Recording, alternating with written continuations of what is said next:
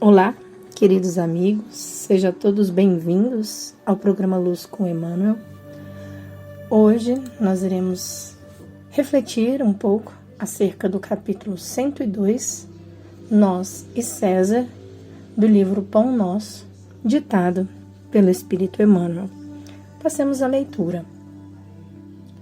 E Jesus, respondendo, disse-lhes: Dai, pois, a César o que é de César, e a Deus o que é de Deus. Essa passagem está em Marcos, capítulo 12, versículo 17.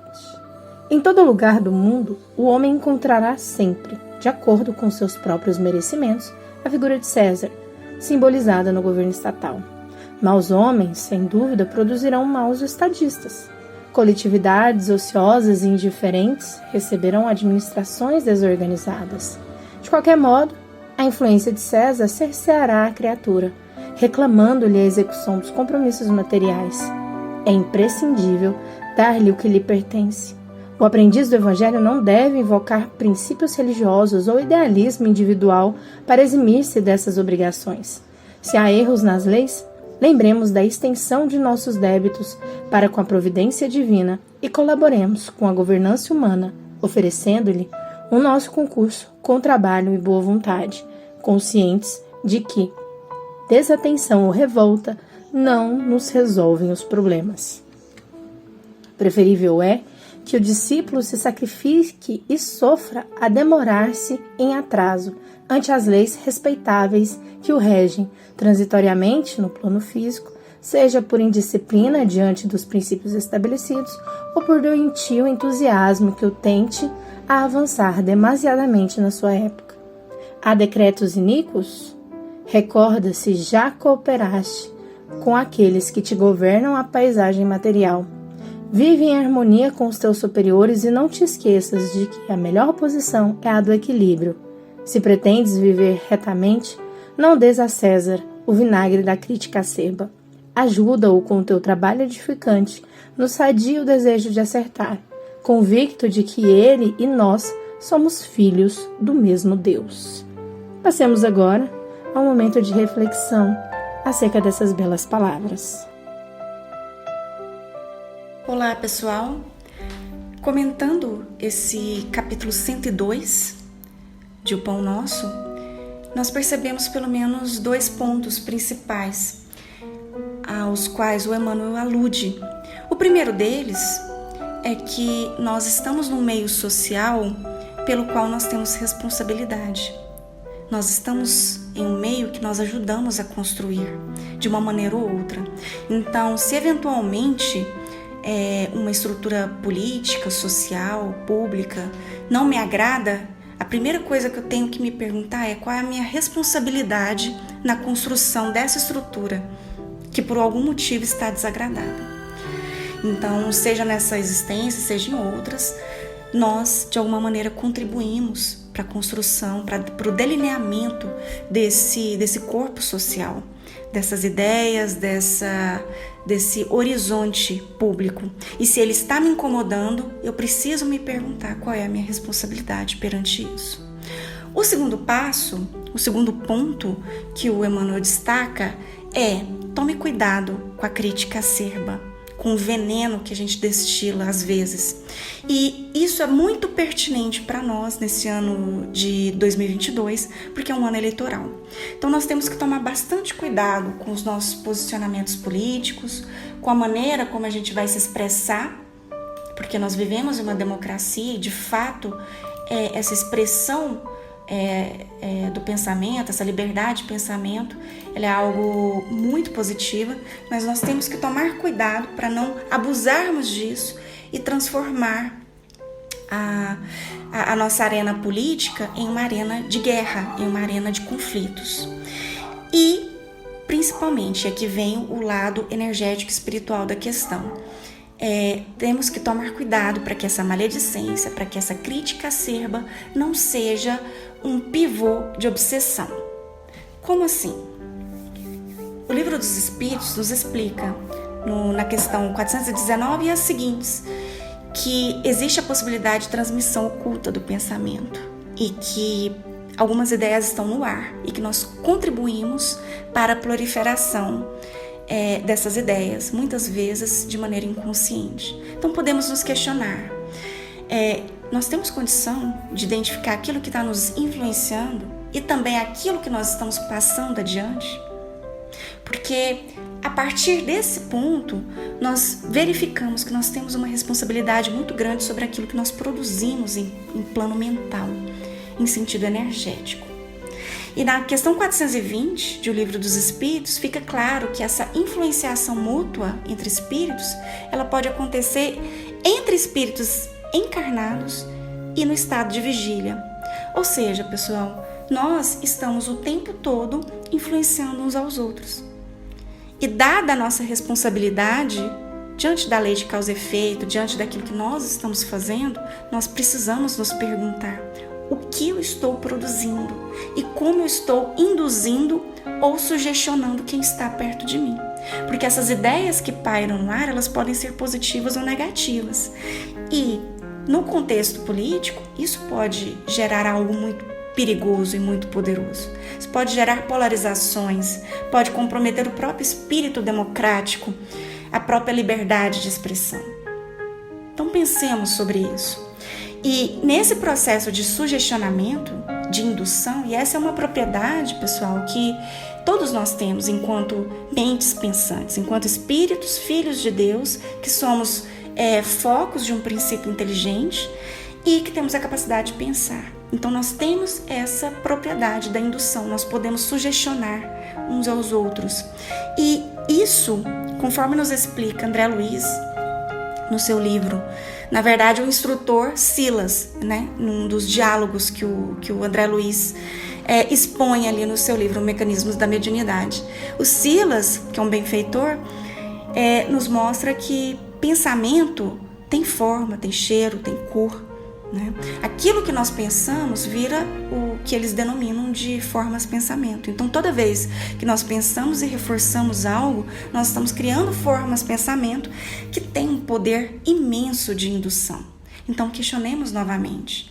Nesse cenário político, nesse cenário de estrutura de instituições, eu estando ou não concordando com o que está em vigência, eu posso me perguntar qual é a qualidade daquilo que eu estou produzindo e da indução que eu estou provocando nos outros.